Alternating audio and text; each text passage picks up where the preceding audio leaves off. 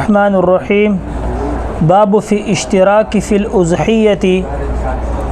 اس باب کے اندر حضرت امام ترمذی رحمۃ اللہ علیہ قربانی کے اندر جو بڑا جانور ہے اس میں کہاں تک کتنے افراد شریک ہو سکتے ہیں اس مسئلے کو بیان کر رہے ہیں، اور یہ بات یاد رکھیں کہ یہ باب اور یہ مسئلہ بڑا غور طلب ہے۔ عوام تو عوام، خواص بھی اس مسئلے کے اندر شش و پنج کے اندر پڑے ہوئے ہیں، بلکہ اللہ معاف فرمائے پڑھے لکھے لوگ بھی اس باب کو سمجھنے سے قاصر ہیں، اور عجیب قسم کے اس باب کے اندر لوگوں کی طرف سے باتیں ہوتی ہیں۔ لہٰذا یہ باب بڑا معرکۃ الآراء باب ہے، اس لیے اس مسئلے کو، اس باب کو بڑے غور سے سننا ہے۔ تو پہلی بات تو یہ ہے کہ اس باب کے اندر 3 روایات ہیں۔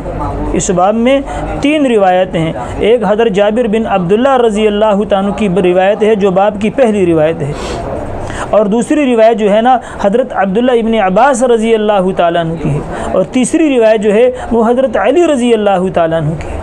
اور تینوں روایتوں کا خلاصہ سنیں، تینوں روایتوں کا خلاصہ سنیں، لیکن حدیث سے پہلے یہ بات یاد رکھیں کہ بڑے جانور میں جو بڑا جانور ہے، گائے ہے، بھینس ہے، اونٹ ہے، ان جانوروں میں 7 تک قربانی جائز ہے، 7 سے اوپر کی اجازت نہیں ہے۔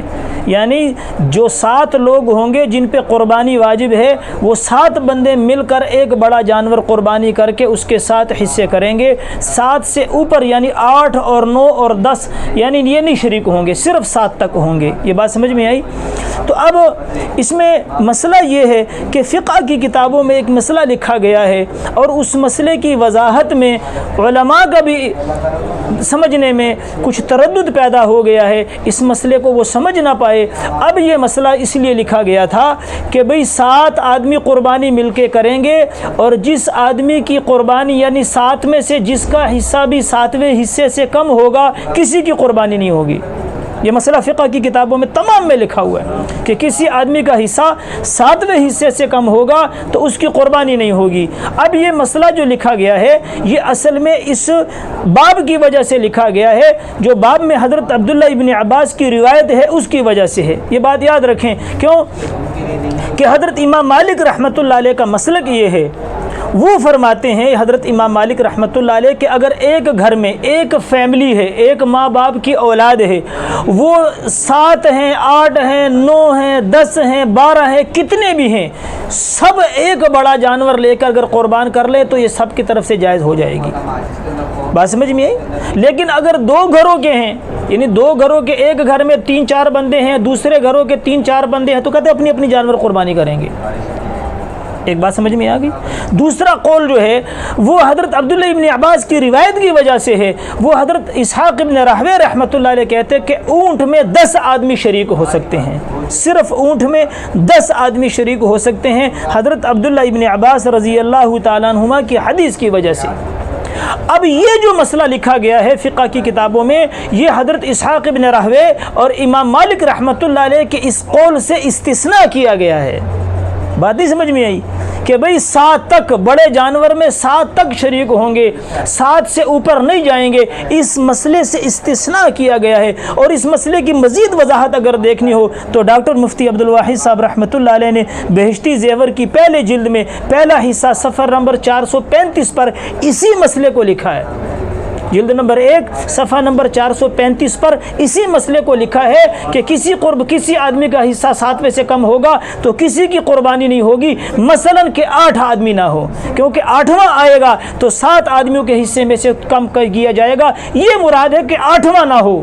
یہ نہیں مطلب، اب بعض لوگوں نے یہ سمجھ لیا ہے کہ بھئی بڑا جانور ہے ہی 7 کے لیے، بڑے جانور میں قربانی کریں گے تو 7 ہی کریں گے، بڑا جانور 7 کے لیے، یہ بھی غلط ہے۔ صاحب ہدایہ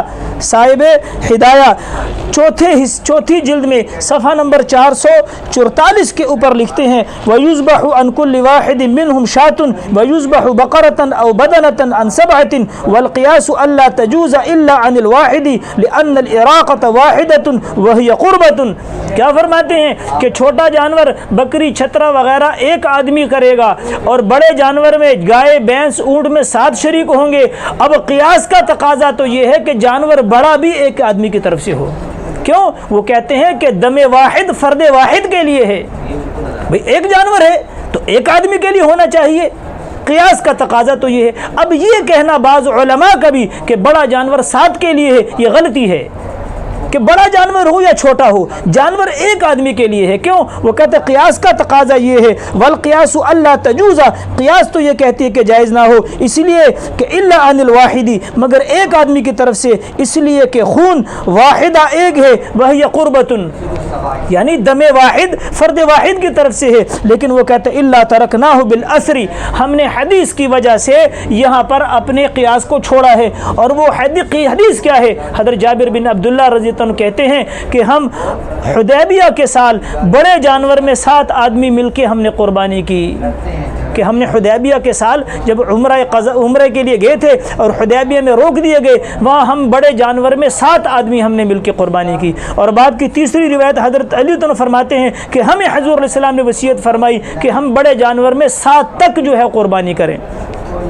لیکن حضرت عبداللہ ابن عباس کی روایت ہے کہ ہم سفر میں تھے اور اس سفر میں ہم نے گائے میں 7 اور اونٹ میں 10 آدمی ملے، لیکن ہم کہتے ہیں کہ وہ حدیث صحیح تو ہے لیکن صریح نہیں ہے۔ کیا مطلب؟ کہ دیکھو سفر میں مسافر پہ تو قربانی ہے نہیں۔ اس حدیث کا مطلب محدثین فقہا نے یہ بیان کیا ہے کہ بھئی چونکہ اونٹ میں زیادہ گوشت ہوتا ہے، گائے میں اتنا زیادہ نہیں ہوتا، آپ علیہ السلام نے سفر کے موقع پہ کوئی جانور ذبح کیا ہوگا خوشی کے موقع پہ، تو آپ نے کہا کہ بھئی یہ 7 آدمی جو ہے نا وہ گائے اور جو ہے وہ 7 آدمی کر لیں، اور چونکہ اونٹ میں گوشت زیادہ ہوتا ہے وہ 10 آدمی کر لیں۔ لہٰذا وہ حدیث صحیح تو ہے لیکن صریح نہیں۔ لیکن جابر بن عبداللہ رضی اللہ عنہ کی اور حضرت علی کی روایت جو ہے وہ بالکل واضح ہے کہ ہم حضور علیہ السلام کے ساتھ بڑے جانور میں 7 آدمی تک جو ہے نا وہ قربانی کرتے تھے۔ اور ایک بات اور بھی یاد رکھیں، بعض لوگ یہ کہتے ہیں کہ بھئی طاق عدد میں تو قربانی بڑے جانور یعنی 2 1 اور کیا کہتے ہیں 3 اور 5 اور 7، لیکن جفت عدد میں نہیں 2 4 6 نہیں کر سکتے، غلط بات ہے۔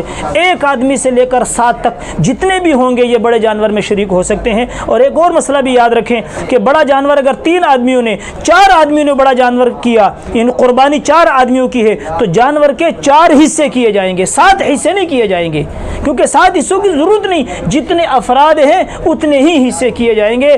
اللہ جل شانہ عمل کی توفیق نصیب فرمائے۔